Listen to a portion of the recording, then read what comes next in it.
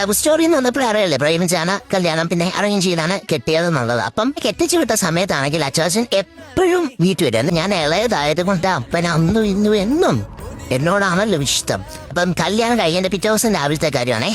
കല്യാണം കഴിഞ്ഞ് പിറ്റേ ദിവസം രാവിലെ അപ്പ ചാലവും ടിവിയും കണ്ടോണ്ടേ താഴെ ഇരിക്കുക. അപ്പൊ ഞാൻ ഒരു 10 മണിയൊക്കെ ആയപ്പോഴത്തേക്ക് ഉറക്കം എണീറ്റ് രാവിലെ വരുവാണ്. അപ്പം കല്യാണം കഴിഞ്ഞാൽ അമ്മായിയപ്പനൊന്നും ഇല്ലല്ലോ, എല്ലാം നമ്മുടെ അപ്പനല്ലേ.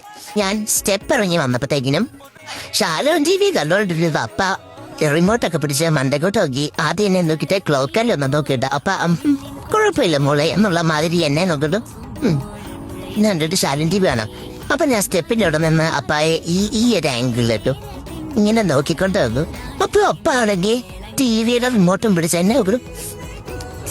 ഒന്നല്ല ഇനി പോരെ എന്നുള്ള മൈരി കാണിക്കണം. അപ്പൊ ഞാൻ വീട്ടിലൊക്കെ കാണിക്കുന്നല്ലോ എന്നത് ഇങ്ങനെ വെച്ച് സ്റ്റെപ്പ് ഇറങ്ങാൻ തുടങ്ങി. അപ്പൊ മുഖമൊക്കെ ഇങ്ങനെ മാറി ഇങ്ങനെ വന്നു. ഞാൻ അടുത്ത് എന്റെ അപ്പനോട് അപ്പ പറയുക ഇത് ചില്ലറ കേസ് കേട്ടൊന്നും വലുതാട് കൂടിയ സാധനം അത് അപ്പം പറഞ്ഞത് പ്രശ്നമല്ല, അങ്ങനൊന്നും കാണിച്ചില്ലെങ്കിൽ അവർക്ക് എന്തോ പ്രശ്നമുള്ളത്, ഇത് നോർമലാ. ഇനി